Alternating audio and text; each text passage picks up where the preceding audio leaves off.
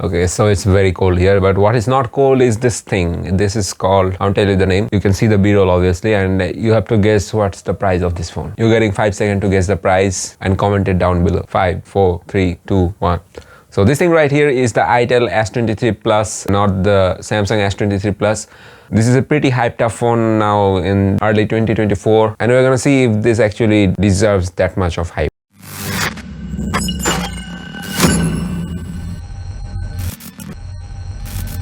Huge shout out to Phoneflix for providing this Itel S23 Plus for this review. Definitely check out their shop at the third floor of Satagan Complex in Kumilla, and from the links in the description below. More about them later in this video. So at the beginning of the video, I asked you to guess the price of this Itel S23 Plus. This thing actually launched in India a month ago, but it's about to launch in Bangladesh today, by the date I am recording this video, not the date you have been watching, I guess. We have seen a trend that most of the companies are raising their bars for entry-level smartphone, and there is almost no smartphone launching at $200. That is appreciable, and in that regard, the brands under the transient holdings like this Itel, Infinix, and Techno, they are launching pretty amazing phone at sub $200 range. There's no wonder that this is a very beautiful looking smartphone that Itel has launched here, and this is also launching at a sub $200 price tag, but it seems like the official price is going to be $200. So at the first impression, if you look at the device, this thing is pretty good looking and a beautiful looking device with a curved display in the front, which looks pretty awesome, I guess. And this is the one of the key selling feature of this smartphone, because no other brand is offering curved display, which is a AMOLED, which is a 6.78 inches big display, 500 nits of brightness, and comes with a Gorilla Glass 5's protection, which is pretty awesome. And you know what? They have even set a punch hole display, which has kind of dynamic island kind of feature to it, and an under display fingerprint reader. There's a lot of good thing about this display, because first, it looks pretty awesome. It is always on display because it's an AMOLED display, and it's pretty bright enough to cover you in the shiny daylight. So in terms of brightness, colors, and contrast, it should be sufficient. Now the rest of the construction is plastic made, but it still feels good, and the back panel kind of feels like frosted glass, but it's not. If you rub your hand on it, you kind of feel it, that plasticky feel, and seems like there is some flaws, but it's not that major. It feels good. Many people might appreciate, but I'm not a big fan of this camera housing. It kind of looks odd because the lens is not that big, but they have like covered it somehow, so it doesn't look that great. And it seems like 3 cameras on the back, but there isn't. We'll be talking about that soon. So very minimal looking back panel, which has kind of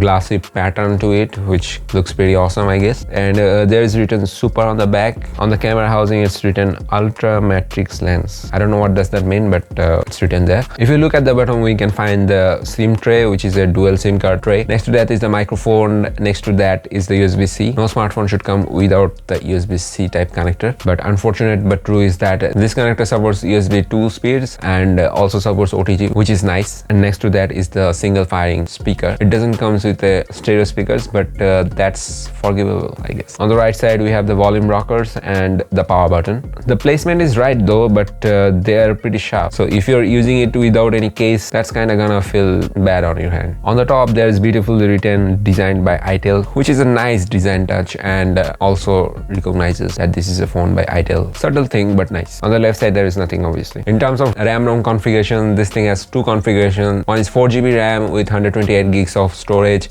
and 8GB RAM with 256 gigs of storage. As there is no SD card support, 256 gigs would be preferred, but again, it cannot record 4K videos, so that should not bother you. But having that extra RAM is useful. The storage type is UFS 2, which is okay for this price tag. The RAM management on this phone was nice, I would say, but there is a lot of software features which is interesting. I'll talk about in a minute. Under the hood, this thing is powered by Unisoc Tiger T6116, which is pretty unfamiliar, I would say, because Unisoc is a company which has been around for a while, but they couldn't make any impact in the market, so most of the people are not familiar with the Unisoc's SoCs. But this thing is comparable with the MediaTek Helio G85. In this price tag, G90 or G88 is kind of standard, I I guess, but this thing is also okay. Now it's kind of showing where it has actually cut the corners, I guess. But the Tiger T616 is bit ahead of that Helio G85, not by much, but it's better than the G85. We have done benchmark testing and the scores kind of expected, which you can see right now, but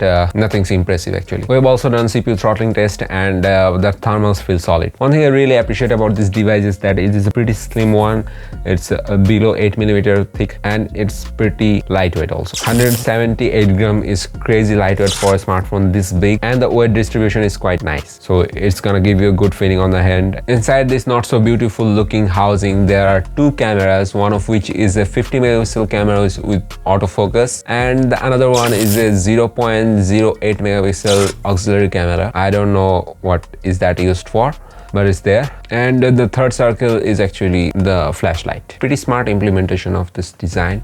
And obviously there is some fakery going on, like there's some glossy part which kind of resembles that LiDAR scanner in iPhones, but it's not. Now if I have to say, the camera is the biggest part of the smartphone to cut some corners, because they have a lot of investment on the display and the overall look of this phone. So the rear camera isn't that great. Of course, it does not have the OIS. Even though it's a 50 megapixel sensor, the output is not that sharp. They are just okay quality photos, but the dynamic range isn't that great. The colors are all right, to the point, not too much saturated. It's kind of tend to capture photos in the cool tone, which is not that appealing to eyes. But things changes when you zoom in, because in artificial lighting conditions, the images are not that sharp and there is a lot of noise into that image, and the night mode actually doesn't help in artificial lighting, like in low lighting situation. The night mode can't even help in artificial light condition, let alone the darker conditions. So that's a weak point, obviously. Now for the video, the rear camera can capture 1080p videos at 30 fps, and there's other option which you might not like to use, and that is the 720p 30 fps. And there is no optical image stabilization obviously, but there is electronic image stabilization, and it does works, but at the cost of even more quality in the video. The front camera is 32 megapixel, and I have good news for you, because the front camera is kind of better than the rear camera. Even though it's 32 megapixel, the images look sharper than the rear camera. I don't know why,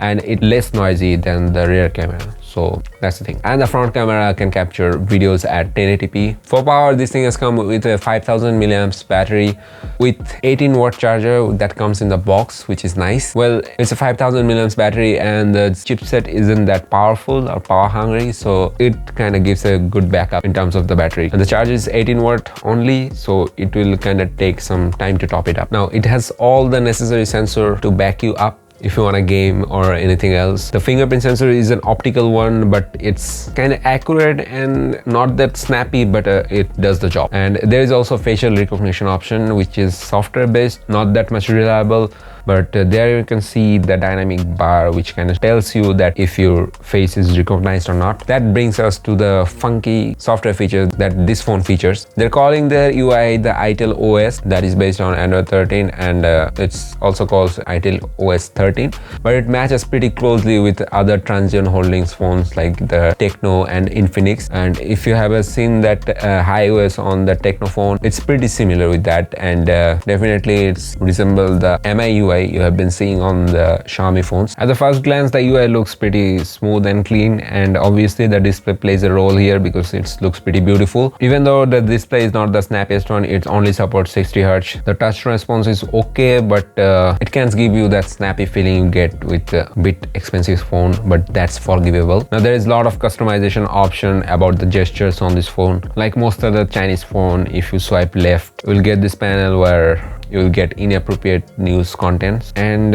kind of some useful stuffs like the digital well-being and other things. One thing I'm not a big fan of is that they have separated the notification panel and the quick settings panel, and you have to swipe from the left to access the notification panel and swipe from the right to access the quick setting panel, and it's suspiciously familiar with the MI UI, but this is what they are using. Swiping up, you are greeted with the menu panel, and there is a number of bloatware, some of which you can get rid of and many of which you can't get rid of. That's kind of annoying, but this is some compromise you have to make when you choose a phone from that price tag. The haptics are pretty good on this phone, I have to say. In terms of software feature, there are many special functions like the mem fusion, which does means virtual RAM. The smart panel is kind of useful. You can swipe from the left and hold it to access that. There will be greeted with some apps which you can pre-select to launch from there, and there are some other interesting features like the background play in YouTube. Unlike the Oppo's approach, the background play actually locks the phone, which is kind of not ideal because you can use the phone after that. Just the video will be playing in the background and you can get the hearing, not the video. There is game mode, dual app, and video assistant, and a lot of other things, and also the dynamic bar which they are using for notifications. I guess you got this where it came from, but now there is a AI assistant built into this, but it doesn't work offline, and it's based on ChatGPT because it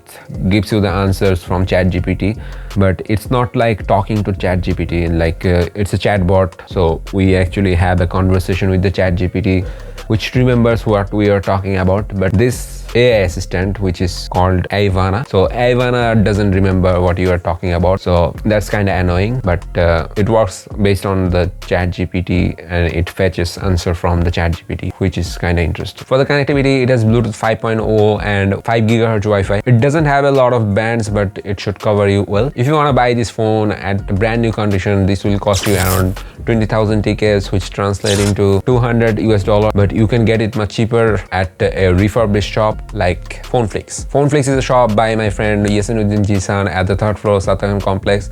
They're offering you great deals on the refurbished smartphones, and obviously they also have brand new smartphones. You can get exchange offer through them. They have a good collection of refurbished and brand new smartphones, so definitely check them out if you want to save some money on your next smartphone. Definitely check them out at the 3rd floor Satakan complex and from the links in the description below. So what's my final verdict on this phone? So the chipset on this phone isn't that strong, but it's quite enough for doing your daily tasks like browsing on the social media and consuming contents, and obviously the display is pretty good and it's a pretty good looking device, I would say. So anyone who uses their phones lightly, I like to moderate, doesn't play a lot of games or does not play any games at all, for that person this phone is pretty suitable. Obviously it's lacking in camera performance. The camera isn't that great, and there is not a good selection of cameras on the back, you can see, but the selfie camera is okay, so it's kind of a trade-off between the looks and the camera. For the price tag, I would say it's a decent phone, even if not the best. So this was the video. Hope you guys enjoyed this video. If you do, please hit the like and subscribe button below. I'll see you soon with some new interesting videos. Till then, stay good, and keep doing incredible things, and yes, of course, keep watching Incredible Victor.